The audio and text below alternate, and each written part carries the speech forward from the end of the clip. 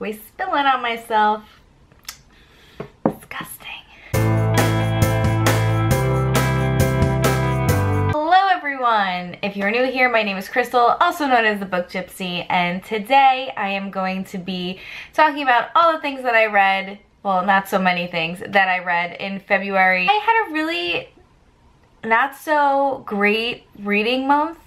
I had a lot of stuff going on this month, and when I planned out my reading month prior to February actually happening, I don't know what I was thinking that I could read all of those books. I mean, that was just really, really crazy. This month I had some important family parties. My mom got knee replacement surgery, and that has been a whole whirlwind of a deal in itself. You know, when someone gets surgery, it's not easy, but knee replacement surgery really is just, it's gruesome. It's pretty gruesome, and they want you walking and up and going right away, and she's just in so much pain, my mom, and she's more about the holistic approach to things as well, so she doesn't take pain medication. So watching her push through the pain, she is a trooper for doing that. So I give her props for that, but you know, I've been helping her out a lot, and all I want to do is sleep. So good thing that I'm still home and I still live at home and I'm helping her out, because I don't know what she'd do without us. Me and my sister, we've been, you know, helping her. So anyway, let's just go into the things that I read in February, and I think I did a pretty good job with reading, but not as much as I anticipated to read, not as much as I am capable of reading, but it was a decent amount of books, and I enjoyed every single one of them. Except for one, and we'll get into that now. The first book that I finished in the beginning of the month, this was part of my reread for last month, and that was Ruin and Rising by Leigh Bardugo. This is the third and final installment to the Grisha trilogy, and I just love this book. I reread the series in anticipation for King of Scars that came out at the end of January, and I am just so happy that I read this book again, because it just really brought back like all the feels and more that I had when I first read this trilogy and finished this trilogy. I just love Leigh Bardugo. So that brings me to King of Scars, and I happily finished it. It took me a while to read this book, and I don't really know why, because I was just so excited to read it. I think I just wanted to hold on to the experience when I was reading it, so I did not push through this book. I took my time with it, and I absolutely enjoyed the story. I don't want to give away spoilers for this book, but a couple of characters from both series, from the Grisha trilogy and from the Six of Crows duology, two very important characters made a star appearance in this book, and I'm very, very happy that Leigh decided to broaden their characters and grow their characters in this book, along with Nikolai, because their characters are just so rich, and I just love what they stand for. They're probably my favorite characters she's ever written, especially now reading more about them in Nikolai's book. This is gold, like the cover. This book is gold, and I can't wait to see what she does with the second book in the installment of this. I guess it's a duology. I hope she does more than just two books in this world, but we shall see what happens. I don't want to forget, the ending was phenomenal. I was jumping up and down when I finished this book. So if you have read this book, let's not leave spoilers in the comment section, but just let me know if you did the same thing. Next book that I finished was Wicked Saints by Emily A. Duncan, and this book I gave a 3 out of 5 stars. I almost DNF'd this book, but I pushed myself to keep reading it, and I did get I want to say it was like a finished copy of an arc of Wicked Saints. It was enjoyable. I just didn't really like it because the characters were really hard to memorize. There's a lot. I was kind of finding myself going back into the story and like trying to figure out what's happening. I just felt like the main characters weren't fully developed.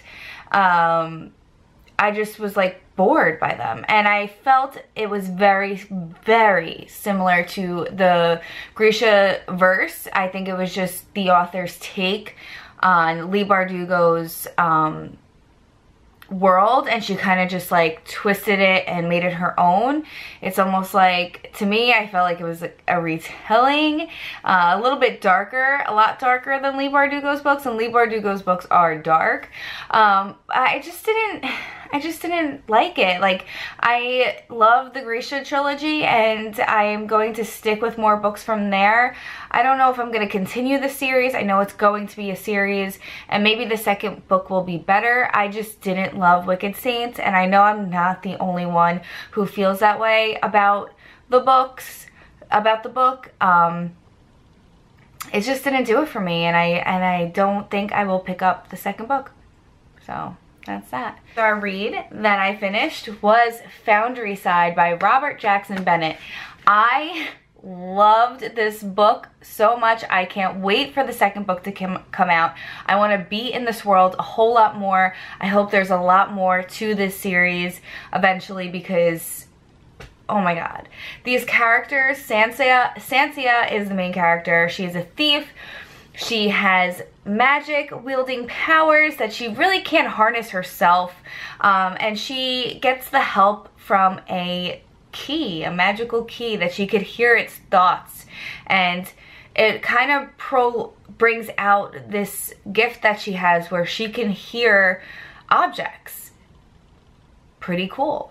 It's like these objects have personalities. These objects are humanized, and through Sansia, she can break into buildings. She could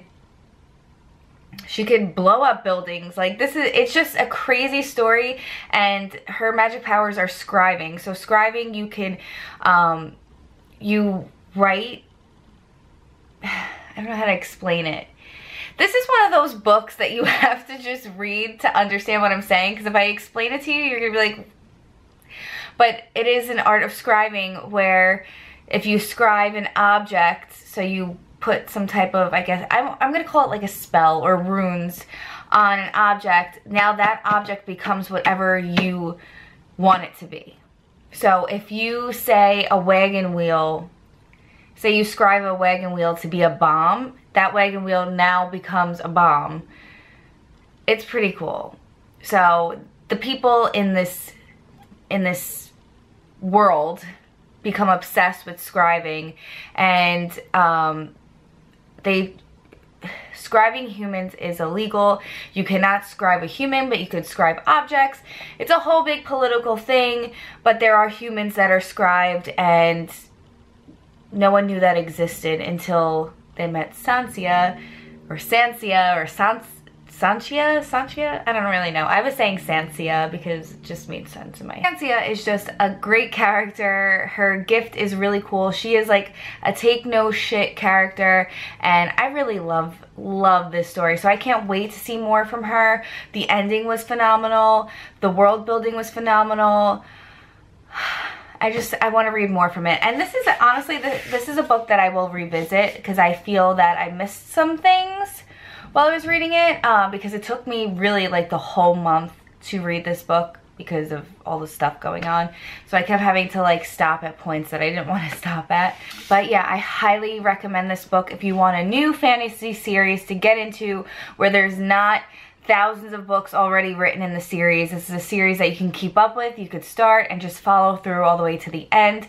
And I am going to be following this person. I've never read anything from Robert Jackson Bennett, but I would love to read more from him, and especially in this world. So I think the second book, it's called Hierophant, and that is coming out in August, I believe. So I'll be looking out for that one. It's already on my TBR, and I can't wait.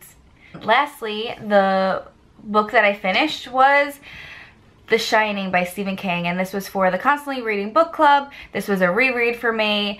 Rereading this story was very interesting, and let me tell you why. I read this book years and years ago, and I think I read it still with the movie fresh in my mind, so I kind of just like breezed through it. But actually rereading The Shining this time around, I gave it a higher rating than I originally did. This is an excellent book. It's not his greatest book. It's definitely not the greatest Stephen King book that I've read, but it really is such a true ghost story, and it's perfect for the winter months or around Halloween. I really truly believe that, and I know everyone says that, but it really gives you like that chill up your back and like the goosebumps when you're reading it, because you're like, oh my god, like you could really picture what's going on. And watching Jack unfold and slowly lose his shit, basically, like he's literally, as the book goes on, he's losing it, and it's a slow build up to the craziness that ensues, which I'm sure most of you have read this book or know what this book is about, but oh, it's just so good. I really love how we get Danny's point of view from this book compared to the movie. You definitely touch a lot more on Danny and his view of what's happening around him and The Shining and his gift as a psychic child. He is a psychic child. He can predict things. He sees the future. It is really great to see it from his perspective.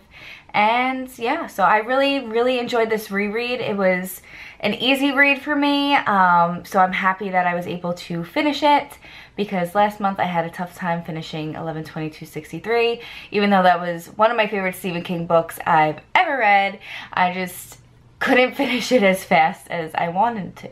So that is it. That is all the books, a few books that I read this month.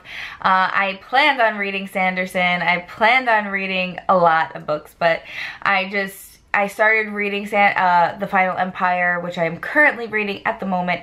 I just didn't get around to finishing it. I am enjoying it, but I wanted to get through at least these two rather quickly towards the end of the month. So yeah, so that is it. That is all I have for you today. And on that note, I will be talking to you guys soon. Bye.